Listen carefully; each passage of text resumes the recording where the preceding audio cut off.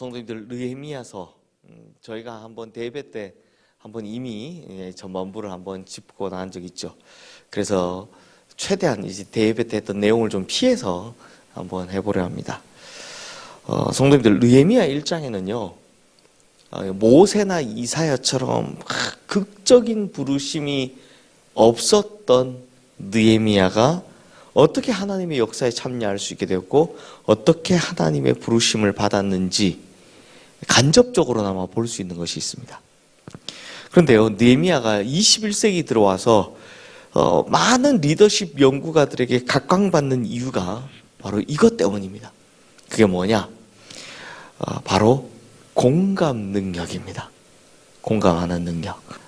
사실 느헤미야는 3차 포로 귀환 자죠. 우리가 에스라서에서 계속 봐왔지만 다시 한번 정리하면 기원전 586년에 남유다가 망하면서 70년간 포로 생활을 하게 된 후에 1차 귀환자들이 돌아오게 됩니다. 예루살렘으로 돌아오게 됩니다.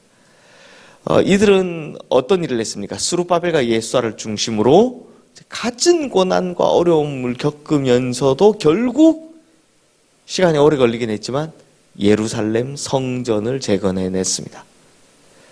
하지만 새롭게 세워진 성전에 말씀을 채울 리가 없네요. 제사를 드릴 리가 없네요. 그래서 하나님께서 에스라를 중심으로 한 2차 귀환자들을 보내주셨습니다.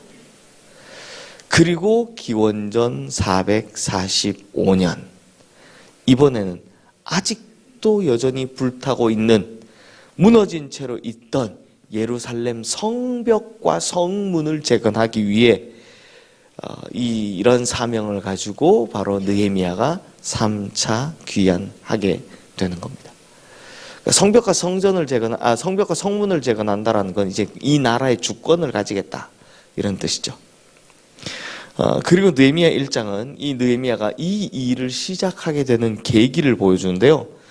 느헤미야는 원래 페르시아 왕궁에서 왕의 술 맡은 관원장이었습니다. 왕의 술 맡은 관원장, 굉장히 지위가 높은 사람입니다.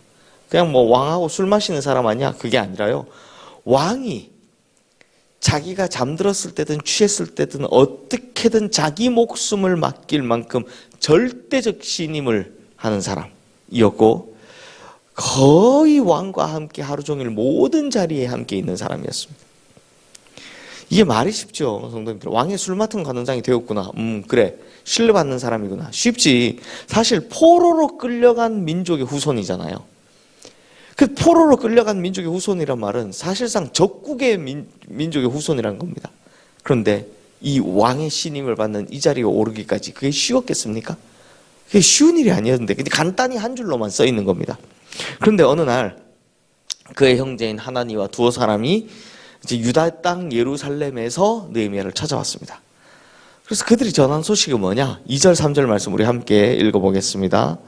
내 형제들 가운데 하나인 하나니가 두어 사람과 함께 유다에서 내게 이르렀기로 내가 그 사로잡힘을 면하고 남아있는 유다와 예루살렘 사람들의 형편을 물은즉 그들이 내게 이르되 사로잡힘을 면하고 남아있는 자들이 그 지방 거기에서 큰 환난을 당하고 능욕을 받으며 예루살렘 성은 허물어지고 성문들은 불탔다 하는지라. 이들이 전한 예루살렘 상황이 이렇습니다. 성벽은 무너지고 성문은 불탔습니다. 그래서 백성들이 심한 고난과 능욕을 받고 있습니다. 참 어려움을 당하고 있습니다.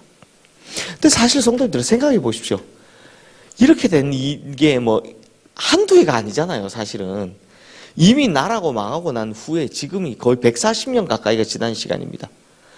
그러니 140년 동안 뭐 성벽이 무너진 거, 성문이 불탄 거, 이거 방치해 놓은 거, 그게 뭐 그리 대수로운 소식이었겠습니까? 그런데 이 소식을 듣고 나서 느헤미야가 마음이 편치를 못하는 겁니다. 4절 말씀 함께 읽겠습니다. 내가 이 말을 듣고 앉아서 수일 동안 슬퍼하며 하늘의 하나님 앞에 금식하며 기도하여. 이 말을 듣고 느헤미야가 보였던 반응이 너무나 정말 놀랍습니다. 슬퍼했다, 금식했다, 기도했다. 자, 성도님들, 여기서 알 수 있는 것이 바로 뭐냐? 느헤미야는 굉장한 공감 능력이 뛰어난 사람이었다는 겁니다. 먼저는 하나님 마음에 공감했던 사람이다라는 겁니다.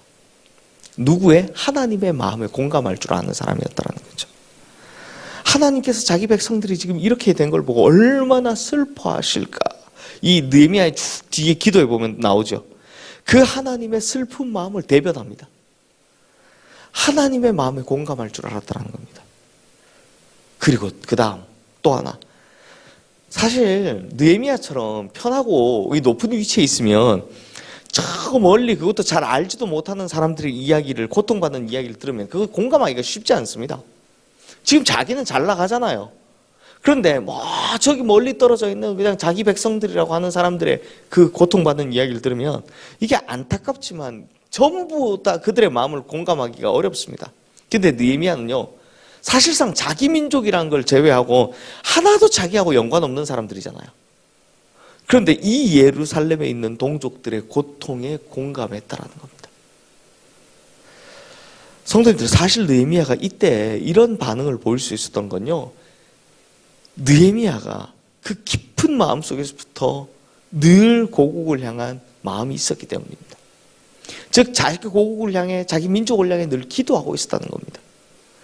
평소에요, 이런 나라와 민족을 위해서 기도하지 않는 사람이라면 사실 이런 말 들어도 별 반응을 안 보였을 겁니다. 평소에 하나님의 마음이 어떤지에 대해서 생각하지 않은 사람이었다면 이런 이야기를 들어도 하나님의 마음에 공감할 수 없었을 겁니다. 그런데 누군가가 와서, 자기 형제 하나니가 와서 이 이야기를 해줬을 때 거기에 공감할 수 있었던 건 평소에도 같은 마음을 가지고 있었기 때문이다라는 겁니다. 그러므로 성도님들, 오늘 우리가 배울 수 있는 게 있죠. 뭡니까? 우리나라의 문제에 대해서도, 우리 민족의 문제에 대해서도, 또 한국교회가 당하고 있는 가지고 있는 이 문제에 대해서도, 그리고 주변의 성도들이 가지고 당하고 있는 그 고난에 대해서도 어떻게 하라는 겁니까? 평소에도 끊임없이 기도하셔야 한다는 겁니다. 그리고 그냥 한 번 반짝 오늘 이 이야기 들었으니까 해야지가 아니라 늘 기도하셔야 한다는 겁니다.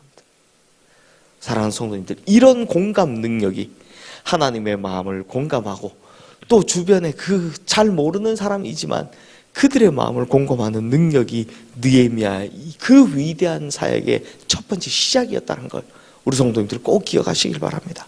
그래서 오늘 우리 성도님들의 공감하는 기도가 느헤미야처럼 놀라운 하나님 역사의 첫걸음이 되기를 주님의 이름으로 축원합니다. 이 시간 오늘 주신 말씀 기억하며 우리 함께 기도하겠습니다.